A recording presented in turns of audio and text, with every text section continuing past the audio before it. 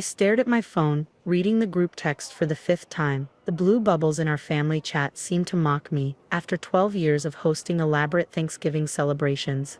Mom, your father and I have decided we need a peaceful Thanksgiving this year. We're celebrating without you. Just immediate family, your brothers and their wives. Dad, it's nothing personal. We just need a break from the intensity. You understand. Brother Mike. Finally, Brother Tom. Much needed change. For 12 years, I'd transformed their house into an autumn wonderland every November. I'd wake up at 4 a.m. to start cooking, carefully preparing everyone's favorite dishes. I'd decorated every corner, bought personalized gifts, and spent weeks planning activities for the kids. I'd even hired professional cleaners before and after, ensuring their house remained spotless. I texted back, "Enjoy." Then I silently opened my laptop and emailed my property manager. I'd purchased their house 7 years ago, when they were facing foreclosure, using an LLC to keep my identity hidden. They'd never knew their generous anonymous investor, who offered them a lease-to-own agreement, was their own daughter. I'd kept their rent artificially low, covering most of the property taxes myself. Please proceed with standard market rate adjustments for January, I typed, and schedule the annual property inspection for November 25th. The day after Thanksgiving, my phone buzzed again, more family messages celebrating their peaceful holiday plans. Mom, I'm thinking of trying that cranberry recipe this year. I smiled slightly, remembering the secret family recipe she'd never quite mastered. The one I'd perfected over 12 years of practice. The one that required exactly 3 hours of preparation and precise temperature control. Brother Mike, can't wait for a drama-free holiday. Brother Tom, remember last year when she insisted on organic turkey, so controlling. That controlling organic turkey had cost me $300. I'd special ordered it from a local farm, along with all the sides, spending over $1,000 on food alone. Every year, I'd quietly covered all Thanksgiving expenses, letting them believe they were the ones hosting. My phone lit up with a private text from my mother. "You can drop off your cranberry sauce the day before. At least contribute something useful."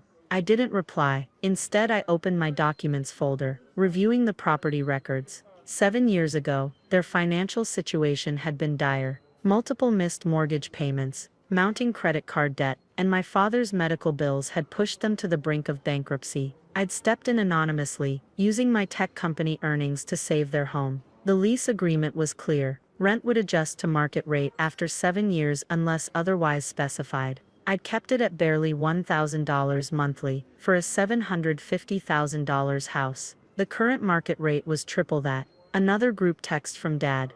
"This year we'll make new traditions, better ones." I smiled again, remembering all the traditions I'd carefully crafted. The thankful tree where everyone hung gratitude notes. The family photo wall I updated yearly. The holiday scavenger hunt for the kids. The memory book I maintained with photos and recipes. My property manager replied, "Market rate notice will go out next week. Inspection scheduled for November 25th, 10 a.m. Would you like to be present?" "No," I replied. "But please take detailed photos of any maintenance issues." More texts rolled in about their peaceful plans. Mom was already struggling with the menu.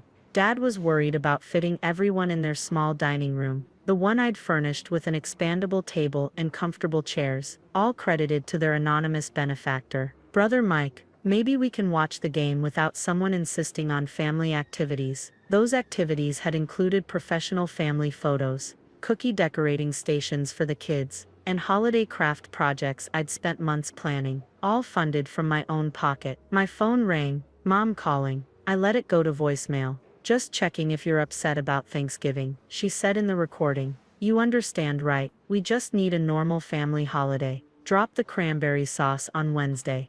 Don't forget, it's the least you can do." I opened my calendar and marked November 25th. Then I emailed my lawyer to review the lease agreement and property inspection requirements. Everything needed to be perfectly legal and documented. Another group text from Tom. "Finally a Thanksgiving, where we can relax." They had no idea how much work went into making those celebrations appear effortless. The professional cleaners, the rented dishes, the backup supplies, the emergency repairs I'd handled quietly, the new water heater last year, the fixed furnace, the replaced windows, all maintenance issues I'd resolved as their anonymous landlord. My property manager sent the draft market rate notice, $3,200 monthly, starting January. Approved, I replied. Mom texted privately again. Since you're not coming, can we borrow your serving platters and turkey roasting pan? The ones I'd bought, the expensive ones they thought were kept at their house, but actually came with me each year. Sorry,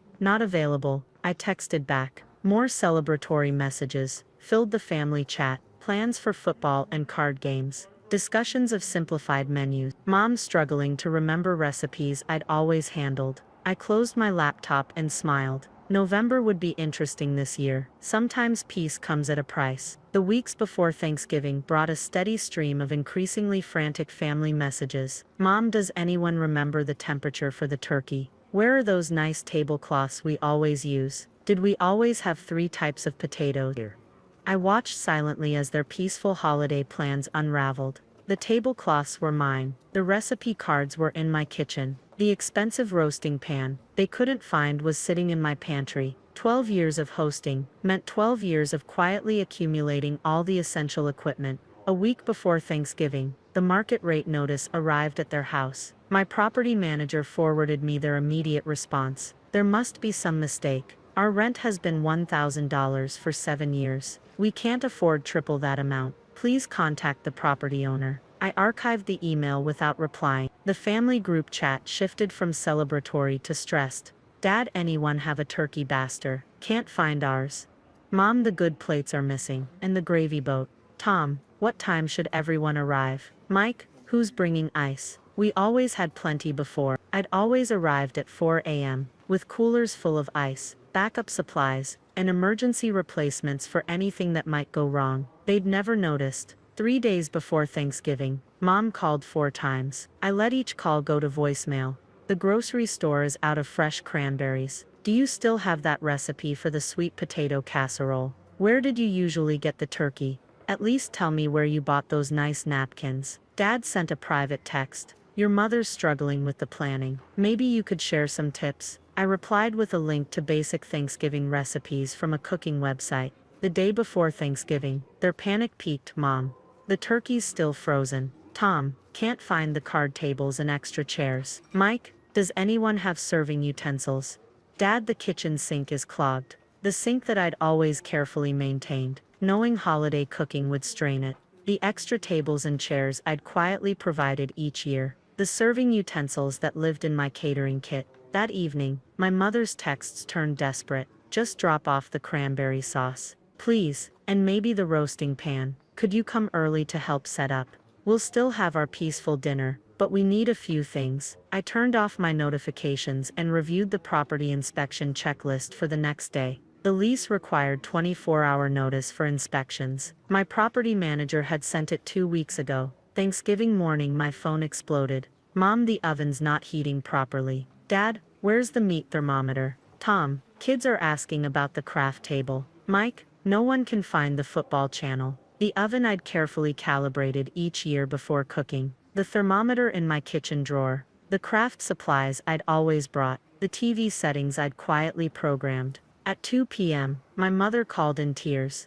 Everything's wrong. The turkey's dry. The potatoes are lumpy. We can't find half the serving dishes. And your father can't remember how to set up the TV for football. Maybe you could come over. Just to help. We'd still have our peaceful dinner. But, sorry, I replied. Enjoy your peace. I spent my Thanksgiving evening reviewing property inspection requirements and market rate comparisons for the neighborhood. The inspection was scheduled for 10 a.m. tomorrow. 7 years of hidden property ownership were about to become very public. At 9 p.m., the family chat lit up one last time. Mom, well, that was different. Tom, kids missed the activities. Mike, turkey was a bit dry. Dad, maybe next year we'll try something else. I smiled and set my alarm for tomorrow's inspection. Sometimes the price of peace is higher than expected. The morning after Thanksgiving, I arrived at their house at 9:55 a.m. My property manager was already waiting outside, clipboard in hand.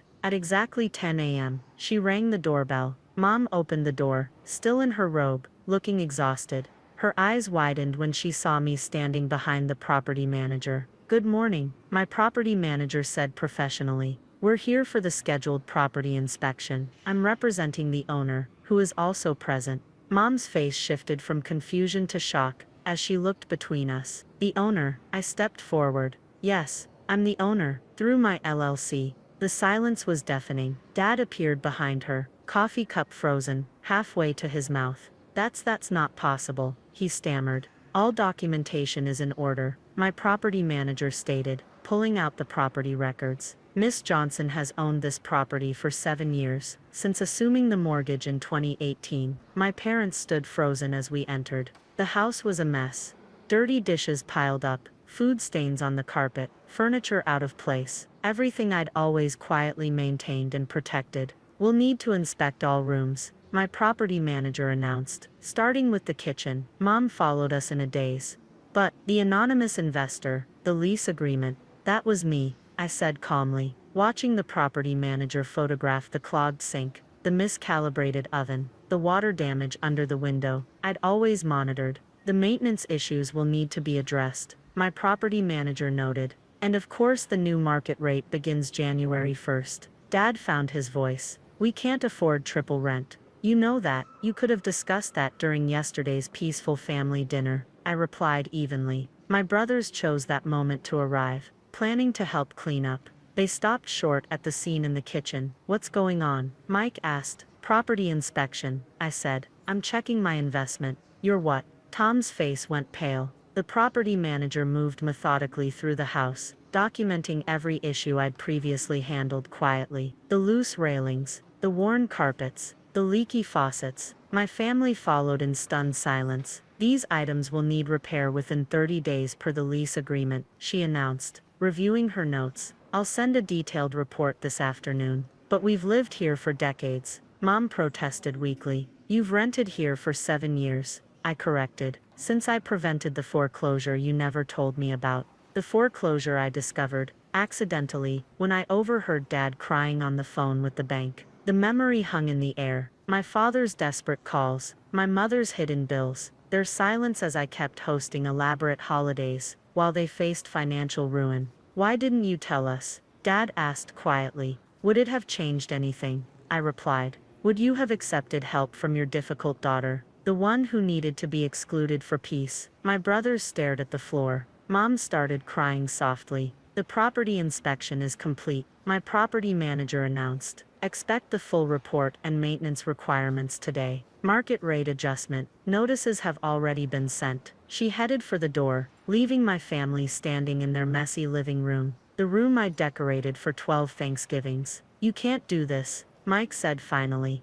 Actually, I can. It's my house. I turned to leave, then paused. By the way, that anonymous Christmas bonus you all receive each year, the one that always covers your holiday expenses, that was also me. Their faces showed the slow dawn of understanding, years of secret support revealed. We didn't know, Mom whispered. No, you didn't. You never asked. You never noticed. You just decided you needed peace from your controlling, intense daughter, who apparently made holidays too special. I reached the door. Enjoy your peaceful winter. The market rate starts January 1st. I hear cranberry sauce. Stains are hard to remove from carpet. You might want to clean that up before it sets. I left them standing in my house, the house I'd secretly protected for 7 years, while they took credit for its maintenance, its holidays, its memories. My phone buzzed with the property manager's preliminary report. Multiple maintenance violations, all requiring immediate attention. The same issues I'd always handled quietly during my pre-holiday preparations. Mom's text arrived an hour later. We're so sorry. Can we talk? I didn't reply. Sometimes peace comes at a price, and sometimes that price is learning the true value of what you carelessly discarded. They wanted a peaceful holiday, without me. They got exactly what they asked for, along with all the consequences they never considered. I smiled and marked my calendar for Christmas. I wondered how peaceful that holiday would be when they realized I also owned their winter cabin in Vermont.